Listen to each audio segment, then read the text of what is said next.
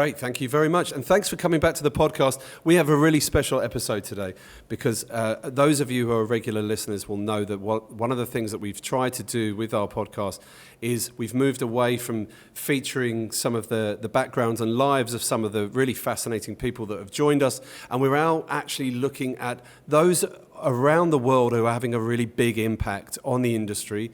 And I'm very delighted to be welcoming Douglas Wood with us today, all the way from, I believe, North Carolina in the US. Is that right? That's right, North Carolina. Brilliant.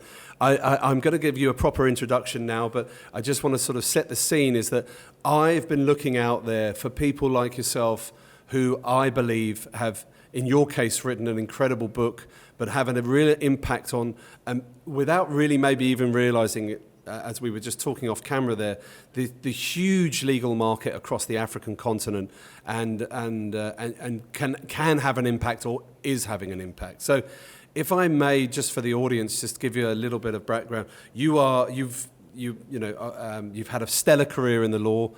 Your bio here says over 45 years of experience practicing entertainment and media law, and often imparting that knowledge within the books that you've written, which I believe there are a number of books, and I'd like to touch on that in a minute. You've been listed among the leading global specialists in advertising law, in Chambers, Legal 500, the best lawyers in America, super lawyers, and you are known and respected worldwide as a member of the Legal 500 Hall of Fame. You received your BA from the University of Rhode Island, your JD from the Franklin Pierce Law Center, a Masters of Law in Trade Regulation from New York University School of Law, and your Honorary Doctor of Laws from the University of New Hampshire, and you've been an adjunct professor of advertising law at the UNH Franklin Pierce Law School of Law and the University College Cork in Ireland, a place I know very well. And you live, as we just said, in North Carolina with your wife, Carol Ann, of 50 years, I believe. 51 now. 51. Yeah, the bio's old. The bio's old, but, well, congratulations to your wife for putting up with you for that long, as my friends would say. And you've got a beautiful family who I believe are grown up now and probably finding their own way and their own paths in life. But I must say, Douglas, it's an absolute delight for us here in South Africa to welcome you to the podcast. So thank you. My pleasure. I'm looking forward to it. Brilliant. Well, look, I mean, as I touched on, your book in the background behind you there and the book here, From Dawn Till Dusk, I mean, beautifully titled with how to build a multi-million-dollar law practice and then give it away. I think the give it away part was the bit that interested me the most. But before I crack on, because I've read it and it's absolutely fascinating, there are some really stellar tips in there in terms of some things that perhaps might seem obvious to some partners, but or even younger lawyers looking to get into partnership, but some that really wouldn't, and I want to touch on all of those. But the book is, like we say, wonderfully titled. I think it's very opportune that it's out now. Our audience, as we said off camera now, is largely in Africa, in the Middle East, and Asia. And what we find with all of the people that we're working with at the partner level, senior level, is that there are some common challenges, there are some common fears about where the law is going, and there's a lot of pressure on, let's say, the senior associate counsel level getting into partnership to build this practice, to build their book of business, as they often say, without really knowing how to do it. So the fact that you've written, I suppose it's not really a how-to guide, but it is a how-to guide in many ways. What I was going to ask you, if I may kick off, is you're obviously still working as an attorney, right? You retired from Reed Smith, but you've got your own practice. That still keeps you busy, yeah? Small, though. I basically, what I did was I just kept a couple of clients who I enjoyed working with and work a little bit with them, and then I write books and that kind of thing. So you'd have to say I'm semi-retired, I guess. That's nice. Yeah, keep your toe in, keep the old grey matter moving. What's left of it, yeah. Well, I know from my friends and family that getting a lawyer or an advocate or barrister to retire at the is not easy. Right. My father-in-law was a judge here in Cape Town, and Sadly, he fell ill, which made him retire, but he wasn't giving up very easily at all. But in terms of, before we get into the book, when did you start planning it? Is it something that you always wanted to do once you'd retired, or had you been writing it for quite a long time? It's a great question. The funny thing was, I had plans when I was a young attorney that when I turned 50, I was going to do something else. That was sort of this grandiose idea that I had. Well, I got to be 50, and I started to have a very nice practice. And I said, well, I'm not really leaving this train. This train's too good, so I'm staying. So I didn't retire or change careers at 50. And then the odd thing was that I'm sitting in my office in Reed Smith back in 5 years ago, 6 years ago, whatever it was. No, it would have been 2017. Yeah, 2017. And I'm trying to think, well, what am I going to do next in the firm? Because I had been on all the committees. I had run an office. I had run a practice group. I wanted a new challenge. So I had this crazy idea of running for global managing partner. I was encouraged by a few to do that. So I looked at the partnership agreement, and it turned out that automatically I was de-equitized in the year I turned 70. So I couldn't complete my term, so I couldn't run. So I said to myself, I stood back and said, maybe that's a message. Maybe someone up there is telling me, start thinking about it. So I started thinking about it and reaching out for resources, of which there were virtually none. And I just started to plan it. I approached the firm. I said, this is what we want to do. Then COVID hit, and I was already down in North Carolina. That accelerated the process a bit. But in the end of the day, it wasn't a long-term plan. It was more as if I got hit by something and woke up and said, okay, now I got to address this. Okay. Well, so the plans change. I mean, I can't really not blame, that's the wrong word, but COVID, I think, changed a bunch of things for a lot of us globally, didn't it? And brought into sharp focus what a lot of us wanted to do with our lives and where we were going. And some of it, many of us were stuck at home or stuck far away and had that chance to rejig it. But I've never written a book, so I don't know the yet. They say there's a book in all of us, isn't there? But but you've written many top sellers.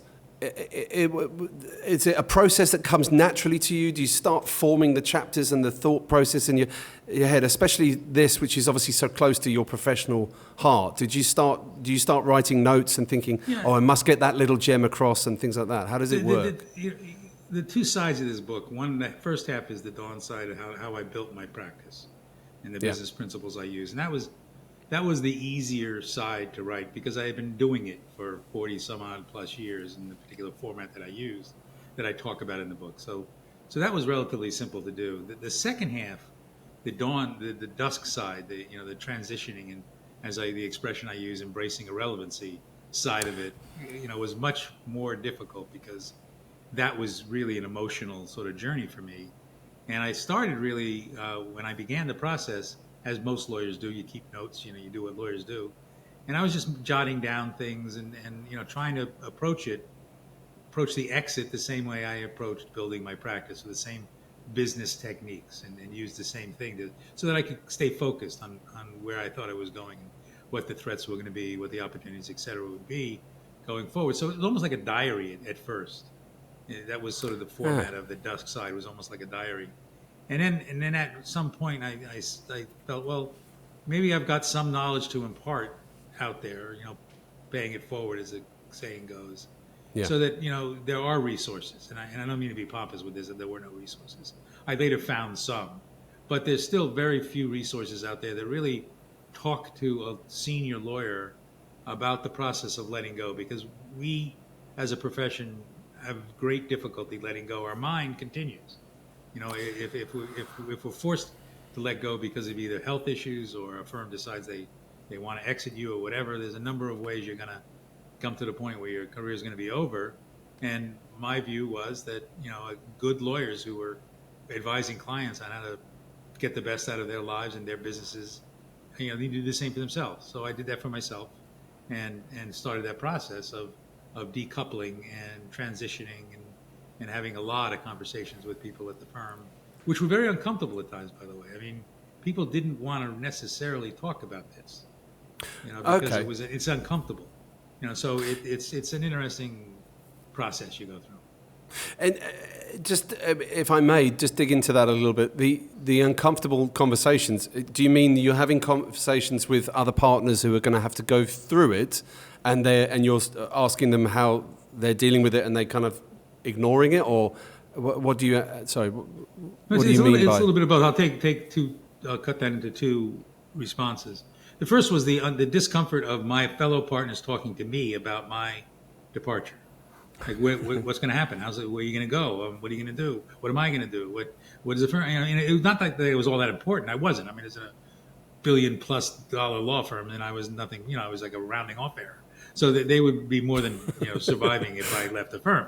But there were a lot of personal relationships and stuff. And then there were people who didn't want me to go, and there were people who would be very happy to see me go. I mean, it's just the nature of the beast. So there were those kinds of conversations. Then it went to the other side of the equation that you're asking about, where I started getting calls from some fellow partners who were saying, "How did you orchestrate that? You seem to have done it in a reasonable fashion without too much anxiety." And I'd say to them, "Well, you got to think about structuring it." And I would talk to them, and a lot of them would say, "Well, I don't know what to do. I'm not sure how I can do that. I haven't delegated clients. I haven't done things with my practice that you did." So. And I would say to them, look, it's never too late. I mean, it's not like you're gonna hit 70, which was the de-equitizing year and under Reed Smith. It's not as if you're gonna hit 70 and then fall over dead. As long as you start planning as early as you can in the process, you'll get there. Just start planning, and some have, and I suspect most have not, because the ego of lawyers is just not geared to recognize you have weaknesses, and you're probably your worst counselor, in terms of what you should be doing going forward. It's so fascinating. I think you've just touched on that there, the term you coined in the book, embracing irrelevancy.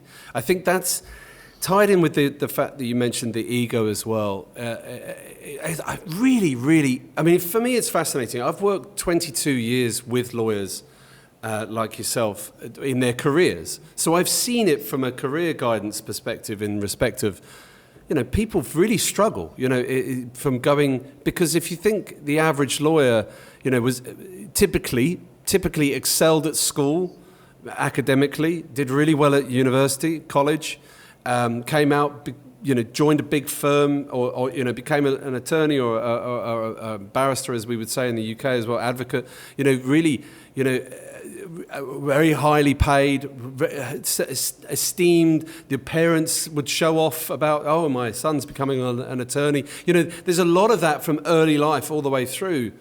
And I think, and I know that you probably started writing this before we'd even heard of the term AI, but I think it's been fast-tracked. There's been a real shock to the system for many of the lawyers that I deal with. And the question is always relevancy. And someone wrote in a magazine the other day, and I say magazine, online magazine, I can't remember which one it was, but they made the statement that for the first time in their career, the lawyers that they work with are having to embrace, I don't know if they exactly phrase it like this, but basically for the first time, they had to embrace the fact that the AI might make some of their work irrelevant. And that really hit home. And then reading your book as well, I was like, this is something that a lot of lawyers I know subsequently are really struggling with. They don't know which way necessarily to turn.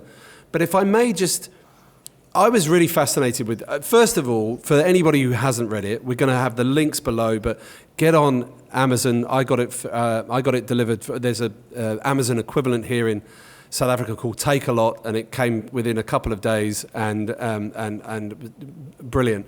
So please get on, buy it, because if you're in the law at any stage in your career, you're going to want to read this. What I liked about it is from almost minute one, you're starting to share your planning.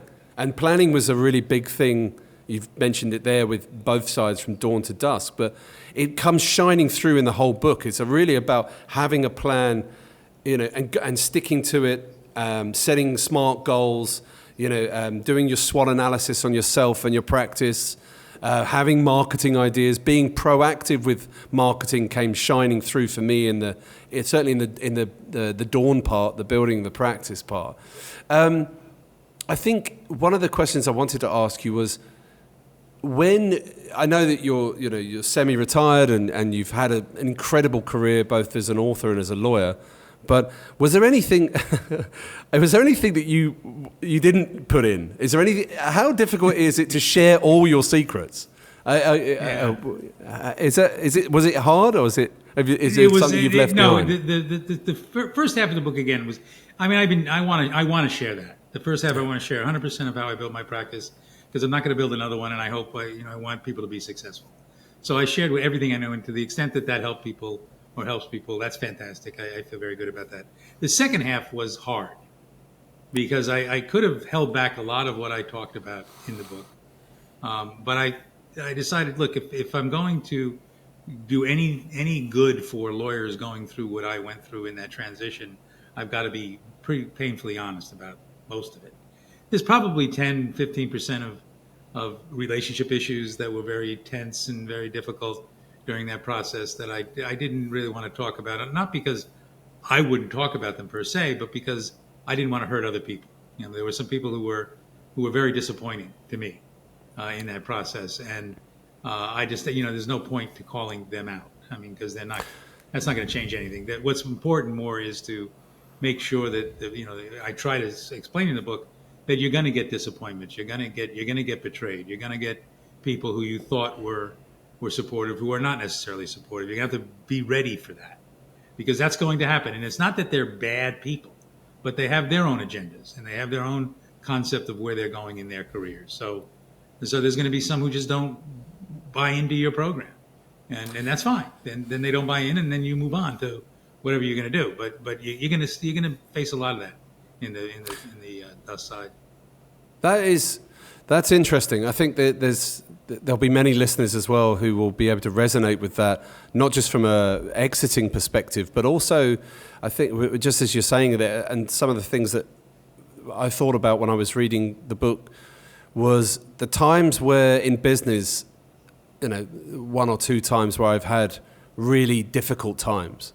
And I know the old adage is that you find out who your real friends are, but it's very true. It's very, very true. Whenever you're exiting something or exiting a business or exiting a country, as I've done a few times, or whatever it might be, or you're just having a really down time or dark time in the business or in your practice, you really do find people's true colors. And I'm sure that's kind of what you meant there, but it probably doesn't pay for you to name and shame, does it? No. There was no point in putting them in. Then you're not going to gain anything. They're not going to gain anything. But it's good that you've set that warning out. Can I just say, because it keeps jumping in my head, and it's something that when I was reading the book that I really, really came shining through for me was when I'm doing coaching or advisory stuff with senior lawyers who are on, very close to retirement or at that stage where they're starting to think about. Whenever I talk to them, they're often just thinking about what they're going to do when they retire. They're not actually planning for that exit. And that's what came shining through in your book for me, it was the importance of actually, before you even think about the golf course or the boat on the lake or whatever it might be, which obviously is scary for some people, especially when you've been incredibly relevant and at the forefront of deal making and whatever it might be for so many years. It was the planning part, and I just think I'd like to touch on that a little bit.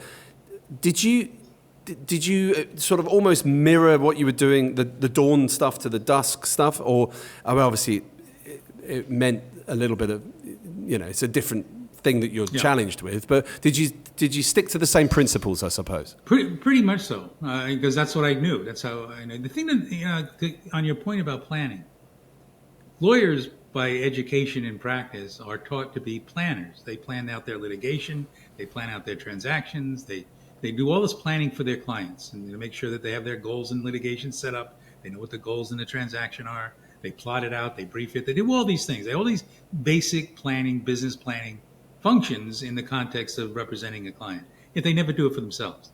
I used to call it personal malpractice. Because if you represented your client the way you represent yourself, you'd be guilty of malpractice. They think of the end. They think of, hey, yeah, I know there's a great thing over that horizon. I'm gonna play golf, I'm gonna boat, I'm gonna travel, I'm gonna this, I'm gonna that. When you crest that hill, if you haven't planned for that journey, then you're alone, and you really don't have the capacity to execute on that any more than you would if you never looked at a case and walked into court and said, let's impanel the jury. And you don't know anything about the case. You had no plan on what you're going to do. And that's what I've seen so many in my career. When I ran a law firm, when I ran groups and stuff like, the management side of what I did over my career, I saw that all too many times, that lawyers are, great lawyers in my mind, will bend over backwards and do whatever is necessary to help their clients. But they do very little, and their colleagues. They'll do a lot of what they can do to help their colleagues. But they do very little, except some selfish ones, for themselves. And the selfish ones are the ones who just don't give a damn about anybody else and are just out there to, cash out as much as they can during their career and, leave bodies behind. But that's a very small percentage of lawyers. It is, yeah. 99% of lawyers are people who want to help others. But, I often say to folks, it's okay to be selfish now, okay? It's okay to be selfish. You've earned that right. So let's plan out how you're going to achieve climb up that hill. And then when you get to it, you're going to have a plan in hand on exactly how you're going to then, take the rest of your life and do whatever you're going to do. And the other thing I try to explain to them is that when you hit I hate to use analogies, but that's the way I do things. When you hit the crest of that hill and you start going down that hill to the next part of your life, you can't see behind you. It's over the other side of that hill. You're not going to turn around. You're going to continue on the direction you're going, and you're going to forget about what's back there, because all that will do is eat at you. And that's hard, because I have every day I have difficulty not remembering things and maybe getting a little upset about something that I've seen or heard or whatever. That kind of thing. You never really can let go 100%. And that's part of your battle, when you're sort of on the back end of the deal, is learning how to let go and more. But that's hard. Yeah, that's a skill I still haven't learned, is how to let go. It's amazing, isn't it? It goes through life, and often... I often say to them, if you don't learn how to let go of them, you better, because guaranteed they can let go of you. Yeah. Look, I've done a lot of work in that sort of space with people who were getting laid off, and or worried about being redundant or whatever it might be. And I guess it's sort of in the same ballpark almost. And I've said to people, certainly in investment banking, I've said to people many times, look, your name's on a list somewhere. Like, you don't know when that list is coming out of that drawer, but it's there. So get ready for it. Exactly right. You hit it right on the head with that one. Your list is on a name somewhere. Yeah. You can't get too deep into that, but our names are all on a list, that's for sure. Oh, yeah, they are. Yeah. Hopefully not the wrong lists. The one thing I liked about you, and I would just like to get into to see if you've got a tip for anybody out there. Like you mentioned, you certainly mentioned in the Dusk part about planning your transition early, and looking at succession planning and people to take over your clients, or and that kind of thing. And I know it's something that a lot of law firms really plan for. But I guess I've always thought, and I was reading in your book as well, that it's kind of really down to you, isn't it? I mean, you might have the management around you, and HR might be telling you, you need to look at it. But you've got to start planning it early. I mean, if someone was leaving at 65 or 70, are we talking sort of planning 10 years, 5 years, 3 years, 2 years earlier? What would be your tip on when to start planning? Yeah, in my case, I think that the process from beginning to end that worked for me took about 5 years. And most lawyers never think in 5-year terms. It's very interesting to compare the way law firms deal with this and the way your typical corporation deals with this. In corporations, high-level management is generally required to have written, specific succession plans. Their boards require it. Yeah. And they have to periodically, get into that. Law firms don't require that. And I think a lot of that is because this, the group of lawyers who are big producers, they're almost afraid to come to them and say, okay, Doug, you're 65, you're going to be de-equitized at 70. Let's start talking about your succession. And Doug Wood of that world would have probably reacted going, what are you talking about? I'm feeling good. I'm in my stride. Don't tell me about my exit. I'm not even done with my entrance yet. He'll be like this. You know, I'll show you how strong Yeah, exactly. I am. We're fighters. We're battlers. We have this invincibility syndrome that's, I'm sure there's a psychologist to give it a name to it, that is really unhealthy because we don't want to face that inevitability. It's just not in our heads. You know, particularly if you said earlier you're in that lofty part of practice where your ego's being fed every day, clients think you walk on water, you know, you're getting great results. I mean, it's like you're invincible. And if you're a client, that's kind of the lawyer you want, isn't it? You want that lawyer who has that ego and that existential, you know, the whole idea of that I can beat anybody, I can get whatever you need to get, whatever kind of thing. Well, that eventually gets into your head, you know, as a lawyer, if you're successful. You do start believing it. Letting that go is something that you've got to plan for, and law firms don't push that on us. A smart law firm, and this is one of my things I talk to law firms about now, is that you got to start thinking like a corporation. Even if you're a solo practitioner with a few lawyers who are your partners, you all have to start thinking the way a corporation thinks on longevity. You'll hear law firms talking about we want to institutionalize clients. Well, no. That's fine. You want to institutionalize a client so that when Doug leaves because he gets hit by a bus or whatever it is, you know you're not going to lose the client. But that's the caboose of the train. If you really want to institutionalize, you have to create a situation where everybody understands that they're expected to at least have planning in place in some format that's going to allow for the reasonable transitions. You know, I mean, if you look at most law firms, I would defy you to find many that sit there. The manager sits back and says, "Okay, let me see how much Doug delegates. Let me see how much you know he's doing to build a group around him. What is he doing to protect the firm as opposed to his little piece of turf?" And if they come in with a comment, if they came to me and said, you know, when I was 55 or 60, and said, "Doug, what are you doing to do that?" That would have been a very unusual conversation, as opposed to building it into the ethos of a firm that conversation is expected to happen, and you're expected to respond reasonably to it. I completely agree. I think I'm trying to see. I mean, obviously, I'm guessing you advise a lot of lawyers, and you mentioned talking to firms as well at the moment in terms of the preparation. I'm just wondering.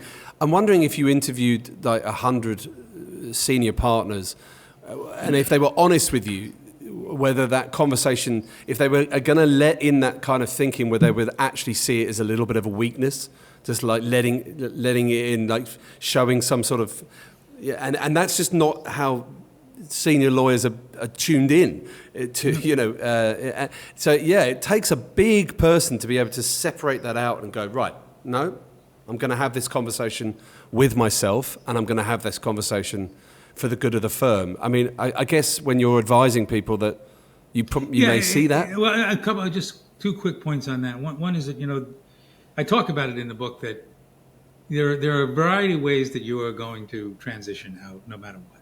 You know, some of which you can control, some of which you cannot. And you know, so you've got to face whether it's going to be illness, death, you know, getting fired, whatever the ones you can't control, as opposed to the ones you can. You got to get through that. And I talked a little bit about that. The other part that I try to talk about in the book is the idea that, you know, if you can look at this situation the same way you look at your representation of a client, the realistic way you advise your client about the likelihood of them achieving whatever the result is, and you're honest with them, and you tell them specifically how you might be able to get to point B by doing this and that, whatever it is. You got to do that with yourself, and you got to do that with the firm. You got to have that conversation. And yes, it's not a weakness. You're not being weak by having it. In fact, you're being strong by having that conversation, because you're the one. The firm's not going to bring it to you. I guarantee you, the firm's not going to bring it to you. They're afraid of you. They don't want to mess with you because they're uncertain how you'll respond and whatever. So if you go to them with strength, the same strength that got you to where you are, you're going to end up in a much better place than if you just wait and have a more traumatic exit. It's changing the lens, isn't it? It's like it, and I smiled when you said that, because it is. It's being able to see a I don't want to use the term, it's not a weakness, so I don't want to use that term. I'm trying to think of another term, but to be fallible, to open up and go, look, It's finding the right place and time to face a reality that you cannot control. I mean, Exactly. there's an end here. Every one of us has our use by date. We don't know what it is. We don't but know we what have it a is. use by date at some point. Yeah, we do, yeah. So so if it's not a weakness or being fallible, it's saying, wait a minute, here's the reality I'm facing. I'm going to try my best to do it by my plan, and that's a function of just being smart. So when you say to a lawyer, you're a great lawyer, you've done great stuff and everything else, but what have you done for yourself? Oh, I play golf once a week. Oh yeah, great. That's really terrific. And what else do you do for yourself? Well, I'm working 80 hours a week, and so you're doing all this work for your clients, and you're playing golf once a week. What a wonderful plan you have. So it's the kind of thing that lawyers just get caught up in themselves, and they fail to see the horizon the way they need to see the horizon. When they have that kind of epiphany, and I had a weird one because of a stupid partnership agreement. But in any event, when you have that epiphany, what you have to do is you have to not only realize your inevitable irrelevancy, but you also have to trust with others that they're going to help you along and help you to transition, that they are going to earn it, they're going to respect it, they're going to do all these other things that go along with that. And that's what I talk about, where I came into that with some perceptions that I would have a lot of that kind of support and respect and the like, and sometimes I didn't. Very often I did, but there were times when I didn't, and that I could have just said, well, screw you, I'm not going to do this, or I'm going to do something else. But I stuck to it, and it's because that's how I built my practice, and I didn't abandon my process of building. So my mind would not let me abandon my process of leaving. So I kept going along with it, and in the end of the day, it for me anyway, it worked out. Yeah, I think one of the things one of the themes that kept coming through in the book as well is about legacy and about giving back and starting that process early and I think a lot of the lawyers I talk to, the word legacy comes up quite a lot, certainly in those in more senior partners, and I do think that what I learned from your book, and I hope that others will as well, is that kind of starts very early, and it starts, throughout, hopefully throughout the career. That giving back, but giving back, and you've touched on it a couple of times as well, is like almost looking after yourself as well. Your legacy will be alive and well if you are alive and well, and you're seen to be not only a successful lawyer, but also someone who's preparing for being irrelevant and preparing for the next step, and giving back. It all comes together very nicely in the book. That if lawyers, and what you're suggesting as well, and I can sort of speak from a position of having worked with thousands of people in the similar shoes, is that you're not suggesting anything too mind-blowing. Like, you're actually suggesting just this formalized process and a change of lens in a couple of ways. And I think for an industry where a lot of your colleagues are, I'll say it, scared of change, it was kind of refreshing to realize that to navigate change is not that daunting, as long as you're doing it and you're embracing it. You've obviously share a few personal anecdotes in the book as well, and it's good to, it's comforting, I think. You talked a little earlier about AI and all this great fear of AI. Having practiced law for 50 years, I've gone through many AI, crises over the years. Whether it was, I was before faxes, for crying out loud. All this technology was constantly coming in, and computers and PDAs and BlackBerry, and then cell phones and smartphones. It went on and on and on. Google, and every single time one of these technologies would come to the fore, more senior lawyers would freak out about it because they didn't know what they were going to do about it. And they turned to their younger lawyers to teach them. And we used to, when I ran a large office at Reed Smith, I would have these younger attorneys try to teach senior attorneys how to use social media and how it wasn't really a scary thing, and and LinkedIn wasn't. I wish you'd have filmed it. I wish you'd have filmed it. We could. it was kind of like the child teaching the parent how to get through this. But look what we got through it, didn't we? I understand that AI is going to be probably more impactful than other technologies have been over the years. But there's one thing I say to lawyers is that AI can do a lot, and I've used it. I sometimes use it in my writing to get ideas and whatever it is. But an AI, no matter what AI is, it can't understand the empathy at this point in time that you can understand with a client. It's not 100%. Human. It's something that lawyers and doctors and people who are in the touchy-feely businesses of trying to understand what is motivating somebody and all that surrounds them and things that they don't even want to talk about or do talk about. That is a long way from being replaced by AI. And so if you plan for it, if you're particularly a young attorney, if you're planning on the dawn side of it and saying, okay, this is the new tech, how am I going to exploit it? And if you're on the senior side leaving, you're saying, well, okay, how am I going to, see if there's ways that can help me transition as well, and things I can do afterwards, whether it's, mentoring, or whether it's coaching, or whether it's, just being a think tank.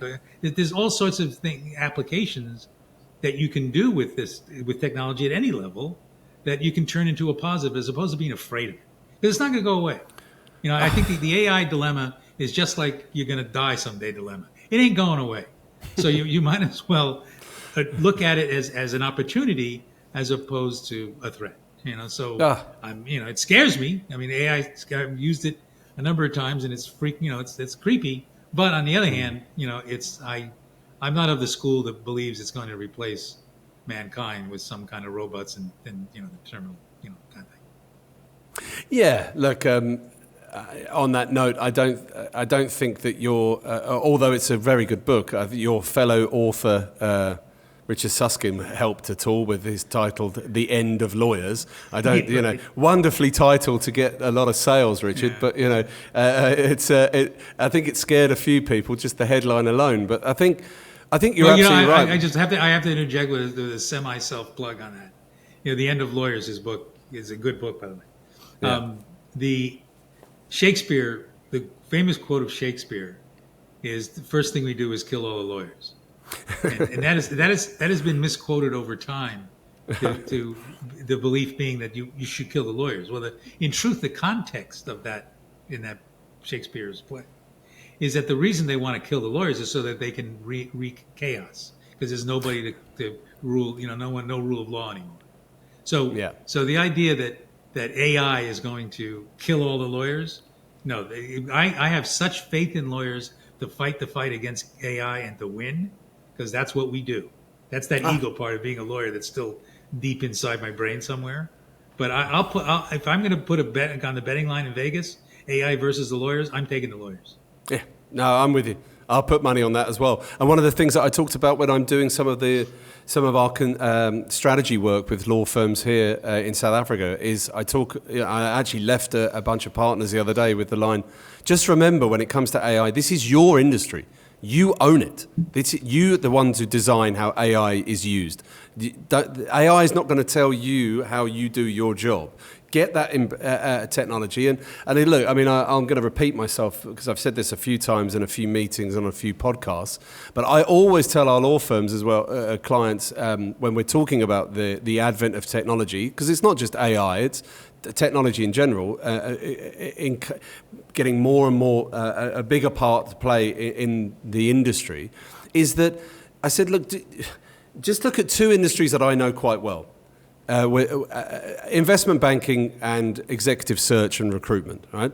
Two industries that have been absolutely revolutionized by technology. I mean, we all know that back in the 70s, the likes of Morgan Stanley, etc., were 100 people, and they were pretty boring places. And now some of the biggest organizations in the world who have embraced every single piece of technology that comes through. And jobs change and jobs grow, but there's still a bank and they're still making money for their clients, and the premise is still the same, and they're much larger. Recruitment and executive search, I always tell the story about, I used to live in the Cayman Islands, which was a very nice time of my life, and I was on a treadmill, 2005, and I was in the gym, and Jeff Weiner, who's then the CEO of LinkedIn, a new thing called LinkedIn came on the TV, and I watched it, and he said something along the lines, and I won't quote him directly because, it might not be right, but he said something along the lines of, we aim to put every agency out of business. Well, what happened? The agency took that technology, owned it, and now that industry is $1 trillion industry, and it's 100 times bigger than it was before. So the examples I always give is the same with law. Embrace that technology, like you've said before. Embracing change, navigating change, and I'm with you. I'll follow you to Vegas and stick some money on the lawyers that I know as well, who are some of the toughest cookies I've ever met. But I think. Again, I think I touched on this just before we came on camera, and South Africa is one of the markets that we work in, and in terms of it being a splintered market, I think your book will resonate with a lot of people, especially those at the dawn part, those at the beginning of their career, and it's a splintered market in the sense that we've got something close to 35,000 registered attorneys, and we've got somewhere close edging towards 20,000 registered law firms. Obviously, they're not all open and practicing, but that just shows that the vast majority of this market, which is a very important market on the African continent, most people are working for themselves or in two-man bands. And they are struggling, and I mean struggling in the sense of how do I grow? How do I plan out my time? I spoke to a young gentleman yesterday. He said, when I get busy with a piece of work, that's it. I don't get a chance to think about the business. And when I close the deal or I've won the case or whatever might happen, I then look at my desk, it's empty. I don't know what I'm supposed to do next. And I think your book is going to come in very handy for those people. In fact, I would implore them to have it sitting on their desk like I have, just sitting there. Because actually, sorry, I'm jumping around a bit, but one of the things I wanted to say was there's lessons in there about planning for business that you don't need to necessarily just be a lawyer for. Like there's a lot of stuff in there that I could use and other businesses could use as well. So that is a lesson out there for anybody listening that isn't a lawyer. On that point, Rob, the principles I used to build my practice had nothing to do with. I never read a law book about how to build a law practice. There are, at the time when I was doing this, they didn't exist. Some exist now, but I used basic business principles that are taught at Harvard and Stanford and every great business school in the world. That's the resources I had to look at and read to try to figure out what I was going to do. So you're right. This applies to anything, but it can really work with a law practice. But God forbid that lawyers think like business people. They're not trained for that in law school. They don't take those courses. Even those who get the combined MBA, degrees, the dual degrees of a JD and an MBA that some law schools give. If you look at the coursework, you look at the work in the MBA side of that curriculum, it's not about how you build business or anything else. It's about accounting. It's about some core business principles that okay, fine, they're good to know and they're supplemental to your practice in the end of the day. But they don't teach you how to build a practice. No. There's actually very few books that I've read that have actually taught me how to build my businesses. I've really just done that myself and learned as I go along the way. But there was two themes that actually just in the dawn part that I really one main theme really that really came shining through from me was really. Two things were sort of carving out time, really, making sure that you carve out time to be proactive and to build the practice and being proactive. That's what I mean. Again, can't remember whether you used the term proactive, but certainly what I was reading through was that you were on the front foot with the client relationships. You were on the front foot with the marketing, as we would label it, and the client relationships. And you didn't seem to overstretch yourself too either. It was kind of all within. It was all very possible, is what I'm saying. That anyone could pick it up, any lawyer could pick it up and go, I can take that, I can use that, which is why I think it's going to be super useful, and I'm sure it already has been for many lawyers already who've bought it already. If I may, just don't want to keep you too long. You've got your day ahead of you, and The sun's coming down. It's almost, I don't drink alcohol, but for Cape Town, it's now nearly wine time. And I'm sure if we can get you here, and if you do partake in a little bit of wine, you'll enjoy it. Cape Town's famous for it. Just in the dawn, and I'm sure you've probably been asked this a few times, but in both sides, dawn and dusk, is there anything that when you were writing it out that kind of surprised you? Is there anything that jumped out and thought, that's actually pivotal to my dawn and to my dusk? And I suppose it's kind of a bit of a takeaway that people that will take away that maybe has stood out for you. Yeah. The one thing in both sides, actually, that in hindsight I realized I hadn't really fully appreciated was that how many people were available to help me do this. I didn't have to do it alone. My ego, always figures, I'm the king. I'm the one who can do this. I don't need help per se. And then I looked sort of back on my career on the dawn side and building it, and it dawned on me that I wasn't, you talk about time management and like, I had an incredible assistant who I shared my plan with, and she would make sure that I found the time. She would carve it out. She would sort of be forcing me to find the time, so that it sort of dawned on me, no pun intended there, but it sort of dawned on me that I was getting a lot of help back then that I wasn't even really appreciative of. And so I talk about that in the book. And on the second half of the book, there was, in the Dusk side, it was difficult finding that. My assistant still helped me on that one too, because she was still around then. But the help that side was a different sort of, that's where the friends come in and the spouse comes in and the family comes in, because that's your support and the mechanism that's going to help you find the time to deal with these things. And you get a new perspective of the people around you who help you take that phase of it, as opposed to the dawn side of it, where if you want to build a big bunch of business, you got to gather as many people around you, delegate as much as you can, and then if you lose a client, it's not going to hurt you. I can go hours on that whole philosophy, but don't do it alone. I guess the negative, the bottom line, I would say, in both the dawn and the dusk, is you don't have to do it alone. Don't try to do it alone. I tried some ways of doing it alone. That didn't work. I realized that there were people here to help me, and that's what I did, and that's why it worked. I'm glad you said it, because it's actually something I took away, and I was thinking about it this morning. I was chatting to my wife, and I was saying that I always blame the fact that I'm an only child, so I was brought up trying to do everything myself. And she said to me, I've been with my wife Marie for 20 years, so she knows all about me, and she's always like, no, you're right. You got to try and open up sometimes and let other people help, because they want to help, and it'll help you in the end. So I'm going to leave it on that note, because I think that's a really lovely takeaway, and I'm just going to implore everybody to buy the book again. It's honestly, it's a good read, and I'm not just saying that because you're sitting here and you've given me your time, but I mean, anyone who's, even at the start of their legal career, like you will put things in place right now, and you'll do it every year, as you were talking about planning every year and planning out, and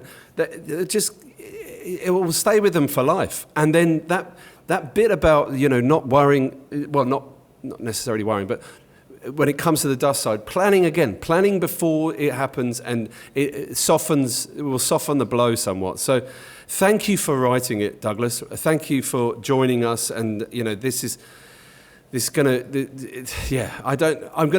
gonna try and make sure that this reaches as many professionals across the African continent as possible, because there are so many people that will benefit from this.